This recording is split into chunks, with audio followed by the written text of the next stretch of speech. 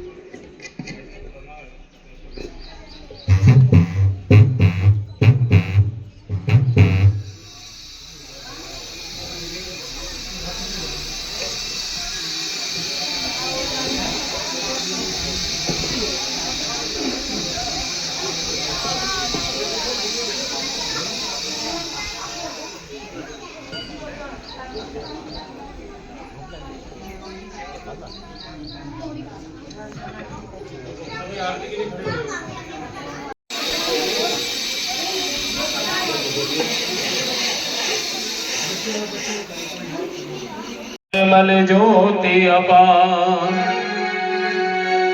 मोहन शोभा लेने को जुड़ आई ब्रजना। श्री भागवत भगवान की है आरती, पापियों को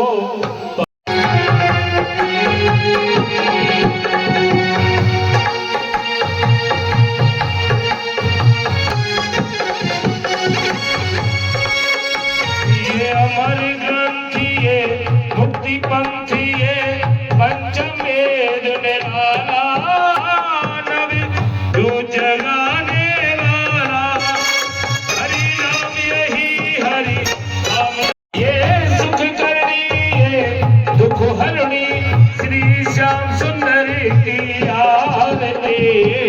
पापियों को पाप से है तारती, श्री भागवत भगवान प्रचोदयात् कात्यायन्यै च विद्महे कन्याकुमारी च धीमहि तन्नो गौरी प्रचोदयात्।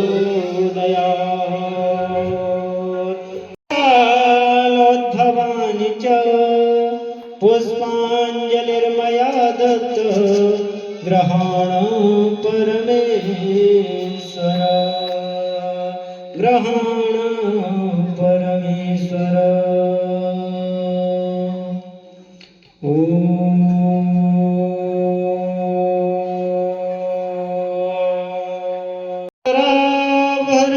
आभरणमाल्य विभूषितानि देवीं स्मरामि धृतमोदर की। राधा रानी सरकार की, नंद के लाला की, यशोदा महारानी की, ग्राम बस्ती समस्त देवी देवताओं की, अपने अपने माता पिता की, पूज्य श्री गुरुदेव भगवान की जय जय श्री राधे श्याम। तन्मयता से श्रीमद् भागवत कथा के लिए एकाग्र चित्त होकर के यहाँ पर आप उपस्थित हुए, उसके लिए हम आपको बहुत बहुत धन्यवाद देते हैं। इतनी धूप पड़ रही है, धूप बहुत ज़्यादा है। जब धूप ज़्यादा है फिर भी आप आई हो, तो ये मेरी माताओं, ये आपकी मेरे ऊपर कृपा ही है। और हमारे दादाओं का, ताऊ का और चाचाओं का, इनका भी बहुत मेरे ऊपर स्नेह है, अपने ठाकुर जी के ऊपर बहुत स्नेह है। यह भी तन्मयता से इसमें लगे हुए हैं। बोलिए राधे राधे श्री कृष्ण गोविंद हरे मुरारे, श्री कृष्ण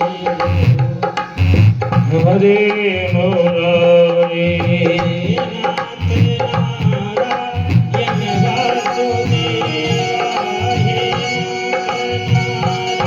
नारायण वासुदेवा, श्री कृष्ण गोविंद हरे मुरारे।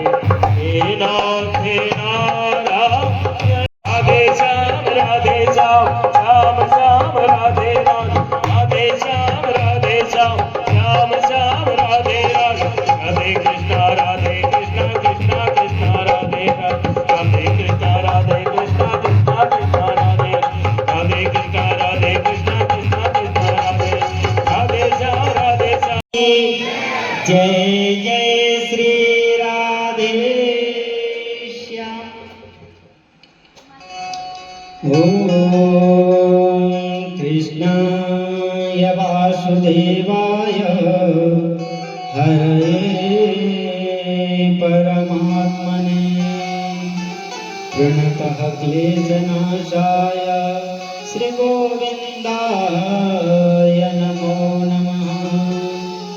कृष्णं नारायणं वन्दे वन्दे। हमारी मैया भी करती हैं घर पे, लेकिन इसका ये नहीं है कि सारे दिन भैंस की सानी में ही लगे रहो। कुछ तो समय निकालो, कुछ तो समय निकालो नंद लाला श्री ठाकुर जी महाराज के लिए, क्योंकि जिसने हमको सारा जीवन दिया है उसके लिए हम 10 मिनट, 5 मिनट, 1 मिनट तो निकाल सकते हैं।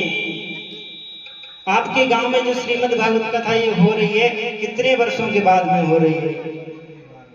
पहली बार हो रही है।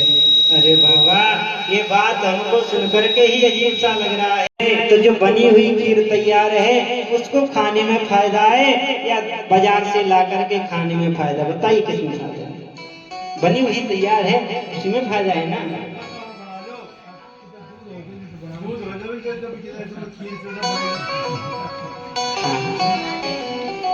ये हरियाणा की बहुत अच्छी ये परंपरा है।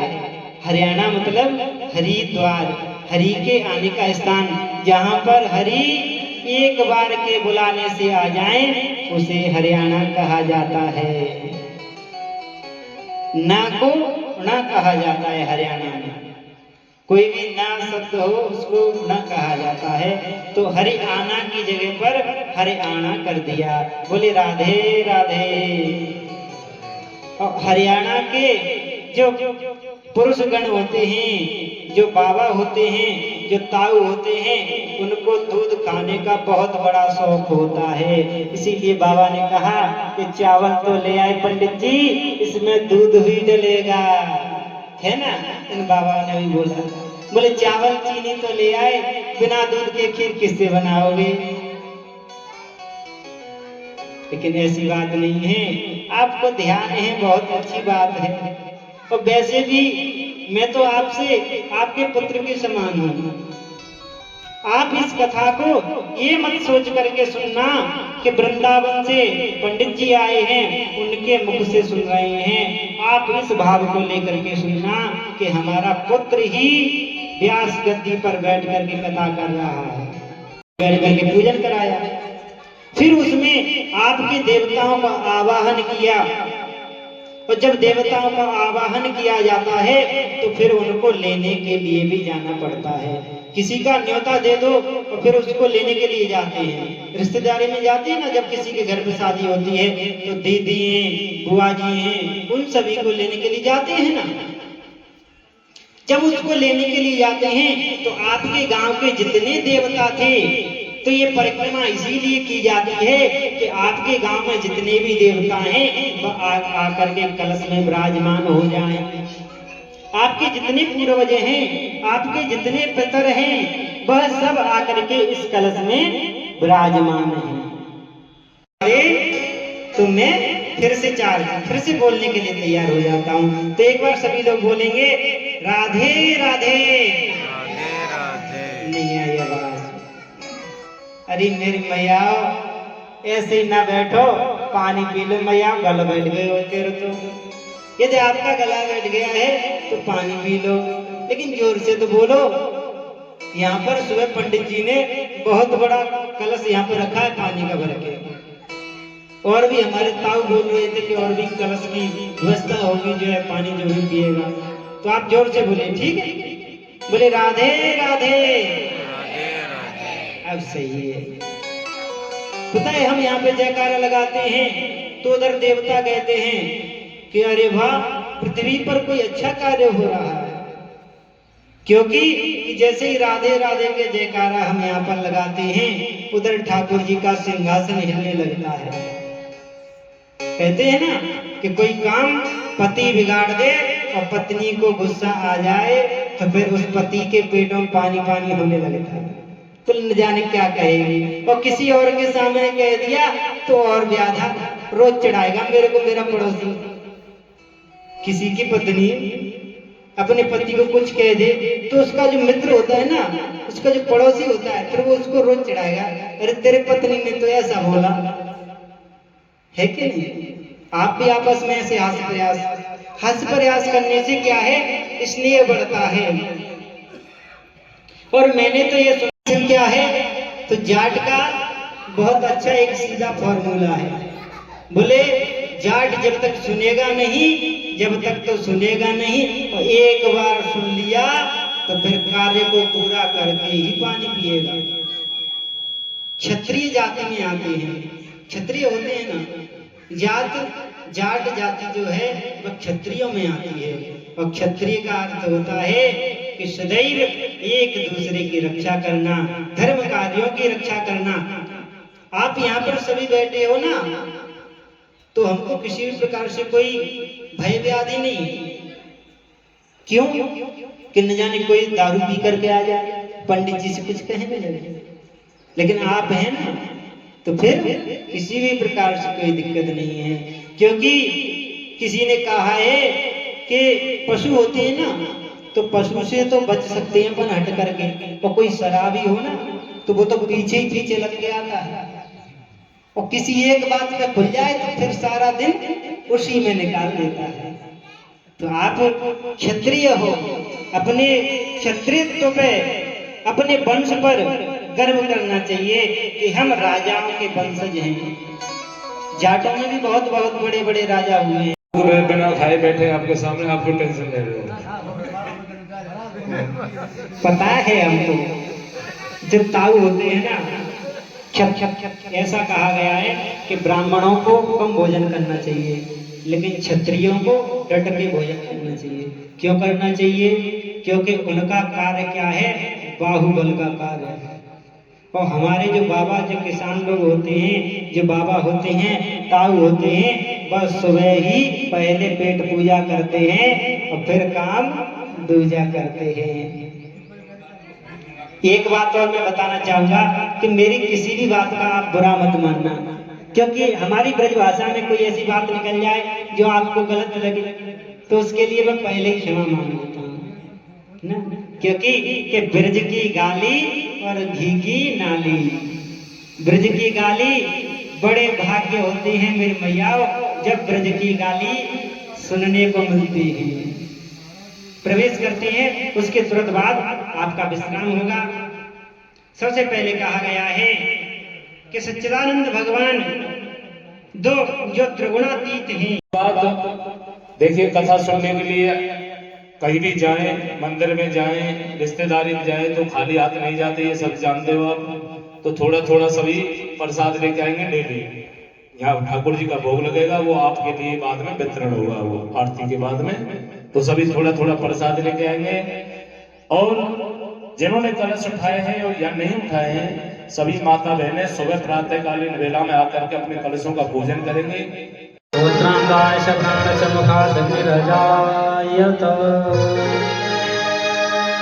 अगर धर मुरली बजैया की आरती कृष्ण कन्हैया की, अगर धर मुरली बजैया की। तो दोस्तों, अब हम गांव में से आ चुके हैं, और आप लोगों को कैसी लगी ये वीडियो?